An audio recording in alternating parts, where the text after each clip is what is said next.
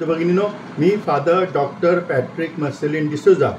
आज मी महाकृत शुभवर्तमान अध्याय 5 वचन 21 ते 43 येशू एका मृत मुलीला उठवतो आणि एका आजारी स्त्रीला बरे करतो यावर चिंतन करत आहे।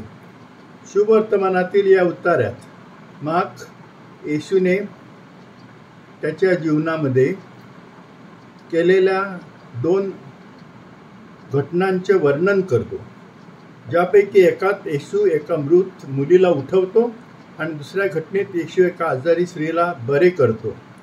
येशू एका मृत मुलीला उठवतो।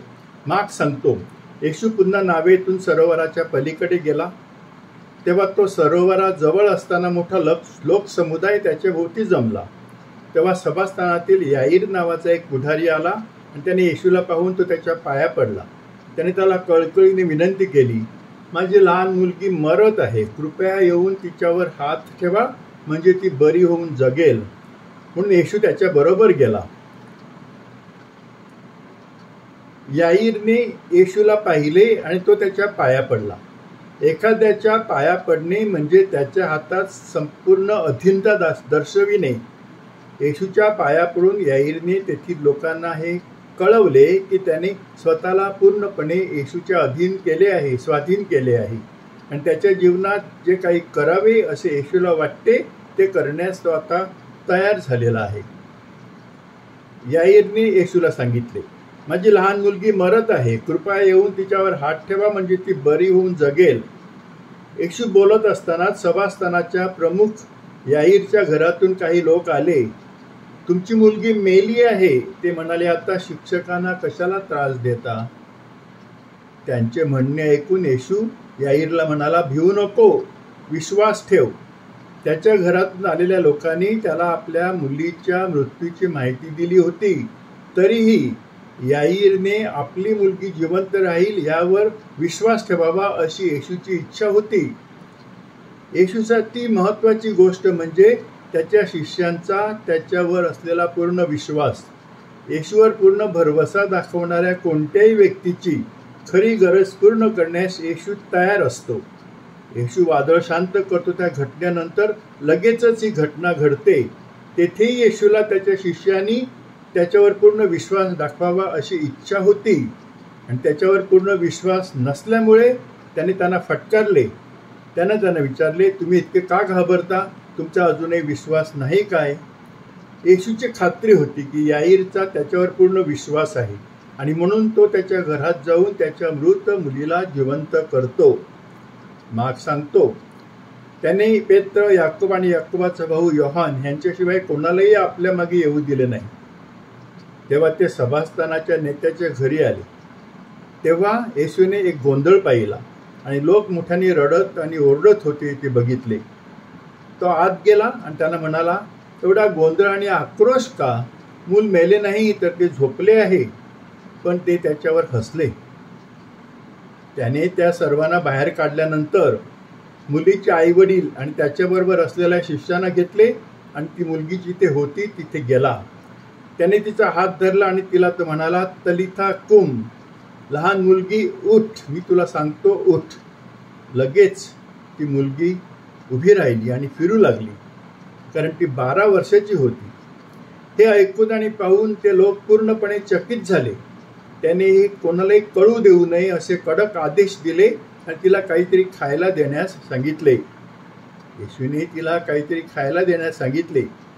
येशू लोकांच्या गरजांबद्दल संवेदनशील होता आणि तो खूप दयाळू होता। या मुलीला भूक लागली असावी, कारण तिच्या आजारपणामुळे तिला तिच्या मृत्यूपुढे काही दिवस नीट जेवता आले नसावे याची त्याला जाणीव होती। तिच्या आजारपणामुळे आणि चांगले खाण्याची असमर्थता यामुळे ती इतकी अशक्त झाली होती की ती मरत आहे असे याईरने तिला बरे करण्याची विनंती करताना येशूला सांगितले होते। त्यामुळे येशूने सांगितलं, तिला काहीतरी खायला द्या। येशूची इच्छा आहे की आपण त्याच्यावर पूर्ण विश्वास ठेवावा, जेणेकरून तो आपल्या जीवनात चमत्कार करू शकेल। कारण जर आपला त्याच्यावर विश्वास नसेल तर तो आपल्या जीवनात कोणताही चमत्कार करू शकणार नाही आणि तो आपली विनंती मान्य करू शकणार नाही। शुभवर्तमानामध्ये नमूद केल्याप्रमाणे येशूने तेथे त्यांच्या विश्वासाच्या अभावामुळे बरेच चमत्कार केले नाहीत. मत्ते 13:58. अशा प्रकारे येशूवरील आपला विश्वास दोन प्रकारे कार्य करतो. एक, तो येशूला आपल्या जीवनात चमत्कार करण्यास आणि आपल्या प्रार्थना मान्य करण्यास सक्षम बनवतो. आणि दोन, आपल्या वास्तविक गरजा पूर्ण तो करतो आणि आपल्या प्रार्थना ऐकल्या जाण्याची खात्री देतो. येशूवरील संपूर्ण विश्वासाचा हा विषय येशूद्वारे आजारी स्त्रीला बरे करण्यामध्ये स्पष्ट होतो. एका आजारी स्त्रीचा पूर्ण विश्वास येशूला तिच्या 12 वर्षांच्या आजारातून बरे करण्यास कसे प्रवृत्त करतो ते आपण आता पाहूया. मार्क सांगतो, मोठा लोकसमुदाय त्याच्या मागे गेला आणि त्याच्या भोवती गर्दी झाली. आणि तो जिथे होता तिथे एक स्त्री होती जिला 12 वर्षापासून रक्तस्राव होत होता. अनेक डॉक्टरांच्या देखरेखीखाली तिला खूप त्रास सहन करावा लागला होता आणि तिच्याजवळ जे काही होते ते सर्व तिने खर्च केले होते. तरीही ती बरी होण्याऐवजी आणखीनच आजारी पडत गेली. जेव्हा तिने येशूबद्दल ऐकले तेव्हा ती गर्दीतून त्याच्या मागे आली आणि तिने त्याला त्याच्या कपड्याला स्पर्श केला, कारण तिला वाटले होते की मी त्याच्या कपड्यानं स्पर्श केला तरीही मी बरी होईल. ताबडतोब तिचा रक्तस्राव थांबला आणि तिला तिच्या शरीरात जाणवले की तिच्या त्रासातून ती मुक्त झाली आहे. आजारी स्त्री स्वतःशी म्हणाली, जर मी केवळ त्याच्या कपड्यानं स्पर्श केला तरीही बरी होईल. मोठ्या लोकसमुदायामुळे या स्त्रीला वैयक्तिकरित्या येशूकडे जाण्याची आणि तिला तिच्या आजारातून बरे करण्याची विनंती करण्याची इच्छा होत नव्हती, धीर होत नव्हता, धैर्य होत नव्हतं. याशिवाय ती त्याच्याशी थेट संपर्क साधण्यात घाबरत होती, कारण तिला असे वाटले असावे की ती गरीब आहे, तिचे कोणतेही सामाजिक स्थान नाही किंवा प्रभाव नाही आणि तिला येशूकडून नाकारले जाण्याची किंवा फटकारली जाण्याची देखील भीती असावी. आणि शिष्य आणि लोक तिला येशूच्या जवळ जाऊ देणार नाहीत हे विचाराने तिला भीती वाटत असावी. आणि अर्थातच येशूच्या वेळी स्त्रियांनी पुरुषांशी बोलणे किंवा त्यांच्याशी संपर्क साधणे अपेक्षित नव्हते, कारण काही असो. परंतु येशूवरील तिच्या विश्वासाने तिला बळ दिले आणि तिला खात्री दिली की तिने फक्त त्याच्या कपड्यांना जरी स्पर्श केला तरीही ती नक्कीच बरी होईल. म्हणून ती स्वतःला सांगते, जर मी त्याच्या कपड्यांना स्पर्श केला तरीही मी बरी होईल. आणि तिचा येशूवरचा विश्वास आणि तिने फक्त त्याच्या कपड्यांना स्पर्श केला तरी येशू तिला बरी करेल याची तिला खात्री होती. याचे फळ तिला मिळाले. आणि मार्क सांगतो, लगेच तिचा रक्तस्राव थांबला आणि तिच्या शरीरात असे तिला वाटले की तिच्या दुःखातून ती मुक्त झाली आहे. पण तिची कहाणी इथे संपत नाही. मार्क सांगतो, येशूला लगेच कळले की त्याच्यातून शक्ती निघून गेली आहे. त्याने गर्दीतून मागे वळून विचारले, माझ्या कपड्यांना कोणी स्पर्श केला? त्याच्या शिष्याने उत्तर दिले, तुम्ही पाहतच आहात की लोक तुमच्या आजूबाजूला खूप गर्दी करत आहेत, तरी तुम्ही विचारता मला कोणी स्पर्श केला? पण हे कोणी केले हे पाहण्यासाठी येशू आजूबाजूला पाहतच राहिला. मग ती बाई, तिला काय झाले आहे कळले, ती आली, त्याच्या पाया पडली आणि भीतीने थरथर कापत तिने त्याला सर्व हकीकत सांगितली. तो तिला म्हणाला, मुली, तुझ्या विश्वासाने तुला बरे केले आहे, शांतीने जा आणि तुझ्या दुःखातून मुक्त हो. आपण नमूद केल्याप्रमाणे या स्त्रीला भीती वाटत असल्यामुळे तिला वैयक्तिकरित्या आणि थेट येशूकडे जायचे नव्हते. जेव्हा येशूने तिला तिथे विचारले, मला कुणी स्पर्श केला, तेव्हा ती घाबरली. पण तिने हिंमत दाखवली आणि ती पुढे आली, आणि कारण तिला समजले होते की येशूने तिला आता पूर्णपणे बरे केले आहे. मार्क सांगतो, मग तिला काय झाले आहे ते कळून चुकले. त्यामुळे ती स्त्री आली आणि भीतीने थरथर कापत त्याच्या जवळ पडली व तिने त्याला संपूर्ण सत्य सांगितले. तिची भीती अनाठायी ठरली, कारण तिच्यावर रागावण्याऐवजी किंवा तिला रागाने दटावण्याऐवजी येशू तिला म्हणाला, मुली, तुझ्या विश्वासाने तुला बरे केले आहे, शांतीने जा आणि तुझ्या दुःखातून मुक्त हो. अशा प्रकारे येशूवरील विश्वासामुळे त्या आजारी स्त्रीला बरे केले गेले आणि तिला येशूकडून स्तुती आणि प्रोत्साहनाचे शब्द देखील मिळाले. याईरच्या मृत मुलीला उठवणे. आणि आजारी स्त्रीला बरे करणे या दोन घटनांवरून आपण पुढील गोष्टी शिकतो. 1. याईरच्या मृत मुलीला उठवण्याच्या आणि आजारी स्त्रीला बरे करण्याच्या ह्या गोष्टीवरून किंवा घटनेवरून येशू आपल्याला शिकवतो की बरे होण्यासाठी किंवा परमेश्वराने आपल्या प्रार्थना ऐकल्या जाव्यात ह्यासाठी आपला येशूवर पूर्ण विश्वास असणे आवश्यक आहे. याचा अर्थ असाही होतो की येशूवर आपला विश्वास असल्याशिवाय तो आपल्याला बरे करू शकणार नाही किंवा आपल्या विनंत्या मान्य करू शकणार नाही. 2. याईरचा येशूच्या शब्दांवर विश्वास असल्यामुळे त्याच्या मुलीच्या मृत्यूबद्दल त्याच्या घरातून आलेल्या काही लोकांनी त्याला कळवले की त्याची मुलगी मरण पावलेली आहे. तेव्हाही आपली मुलगी जिवंत राहील या येशूच्या शब्दाविषयी त्याची खात्री होती आणि येशूने त्याच्या मुलीला ती मेलेली असतानाही उठवले. याचा अर्थ असा की जर आपला येशूवर पूर्ण विश्वास असेल तर आपल्या जीवनात अविश्वसनीय गोष्टी घडतील. 3.